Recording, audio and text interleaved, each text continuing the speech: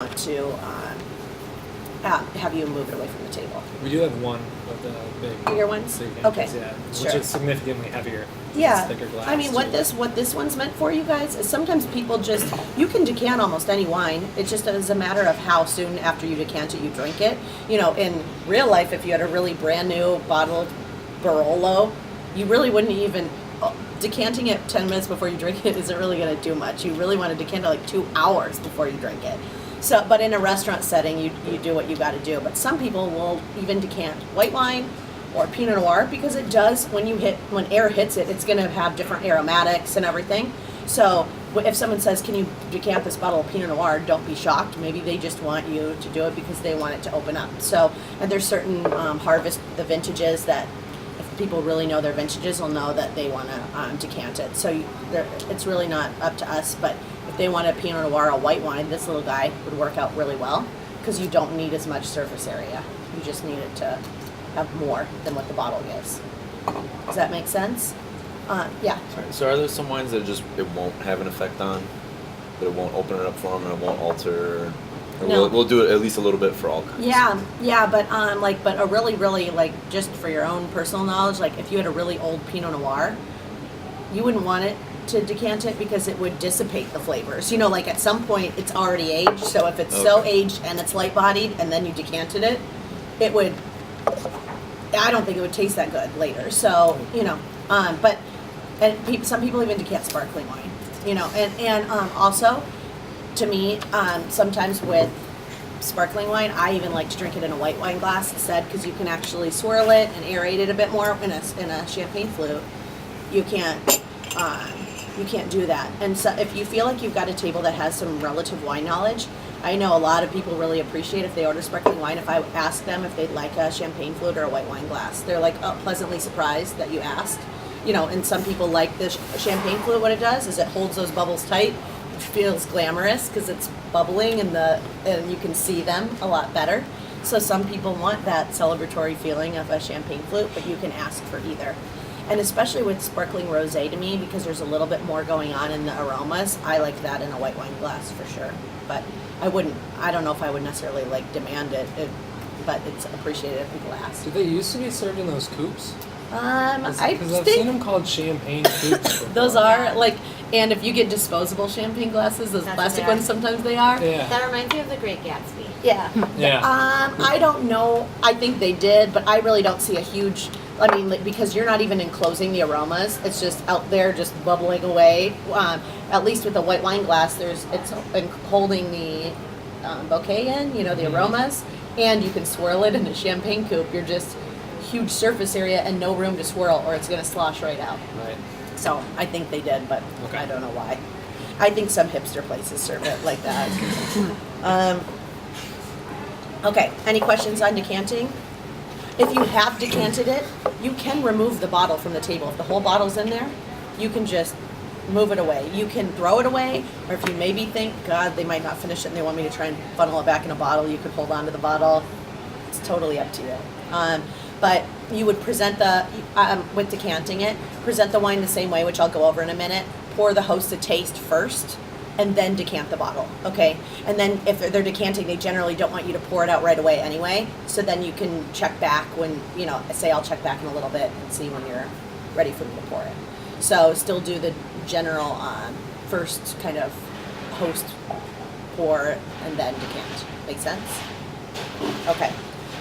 So I'm going to read through this presenting wine to guests and then I'll show it to you. So it's important, obviously, to serving bottles of wine because there's certain steps to follow that are best service, attention to detail. In general, handle the bottle of wine with care. You don't want to be shaking it. If there was sediment, you don't want to carry it out to the table like this. You want to, it's a show to bring wine. So generally when I take it out, you can be holding it with a serviette behind it when you walk out there. When bringing wine to the table, first of all, make sure the glasses are set. You know, you don't want to be doing that later. So it's sort of like kitchen has like mise en place, the certain things that they have ready to go before they start to do something. We do the same with wine. So if they're drinking, you know, we set the table with white wine glasses. If they're having a red wine, set them up with the proper glasses first, obviously. When you bring the wine to the table, you show it to the person who ordered it, who will be the initial taster, and that's that. You don't show it to the man. If the daughter ordered it, you don't show it to the dad. You show it to the person who ordered it. If it's a collective decision, you know, like everyone's chatting and someone's kind of like, we'll have that, but you know everyone's been kind of chatting about it. When you go back to the table with the bottle, it's perfectly appropriate to say, and who would like to do the honors, or who would like to taste the wine? If you aren't really sure of that, I would just ask. You show it to the person who ordered it. You are going to hold the bottle so the person can, to the host, to the right of the host, to verify the label and state what's on the bottle, okay? I like to state the vintage, the producer, and the stock, either the varietal if it is, or the blend. So for this, I would say I have the 2014 Southern Rye Sauvignon Blanc. So you'll say it to that host. You don't have to like yell it to the table and make a grand show of it. Just point out to them, and you want a nod. You don't have to, when I say have them confirm, you don't need them to say like, yes, I confirm. Usually, you know, it's just a nod of a head that that's the right bottle. And that's important because sometimes they aren't paying attention, and they literally say, sometimes I've had customers that are deciding between two wines and they accidentally said the one they didn't want, you know, and you bring it out and they're like, oh my God, no, I didn't want that. So it's not enough to just like show it to them and get a nod. Actually say it, because some of these labels are kind of confusing. You know, like they don't even know where to look. They've never seen this label before. So you want to say it out to them so they can confirm, okay, before we open it. That saves a lot of mistakes. If it's not the right bottle and it was your fault, just apologize and make sure, confirm on the list which one they want, and then really make sure we bring them out the right one for the second time. Once they confirm, I'm going to walk you through how we cut the capsule, open the wine. You're going to set the cork down to the right of the host. And they can do whatever with it that they want, okay? They can, some people smell it, some look at it, some don't do anything at all. It's totally up to them. And if you set it down to them and they've noticed and they don't do anything, then you can go ahead with the taste pour. If they aren't paying attention, you know, like they're talking to their table, I would just sort of say, sir or ma'am, I wanted just to let you know that I set the cork down, just so they know. You don't want to just set it down if they're doing other things and you just move on, right? So what they're going to look for and what I look for is like you can smell a corked wine by the cork, or a really dried out cork sometimes means something. But there's other times where you see red going up the sides of a red wine. That's okay. You might see little crystals on a cork. That's okay too. I mean, so a lot of these things are just what has happened when the wine has laid down, or in bottling, or it's not filtered. There's residual sugar and there's sugar crystals. So you don't panic. And if for some reason a table's like, well, this looks strange, a lot of times if you've seen that, you could say, with this particular bottling, we always see the sugar crystals. Or, you know, as long as there's not like mold growing on it, sometimes it's just the way that the wine has been kind of coming up the cork, or it's not a perfectly tight seal. That's okay. Air is okay to get in the bottle. Wine's a living thing. It's the mold that's on the cork that we don't want. A lot of bottles of wine are corked, but not everyone can tell what the flavor is. And if a customer says to you, I think this wine is corked, it's not up to us to tell them that it isn't, but it's okay for you to say, all right, I will remove the bottle, and you could have like Adrian or Jen or someone kind of verify. We're going to get them a new bottle anyway, you guys, because it's not up to us to say, but you could say, you know, we weren't really noticing that the wine was corked, but we're still happy to bring you out another bottle too. And you're still going to bring them out a bottle, but you might want to kind of give them a heads up, because sometimes that's just the initial aroma of a wine, you know, or when they're first tasting it. Sometimes sulfur has to you have to swirl it a little bit to get that initial sulfur out of it, because all wines are sulfured, and so sometimes that's just the initial pour.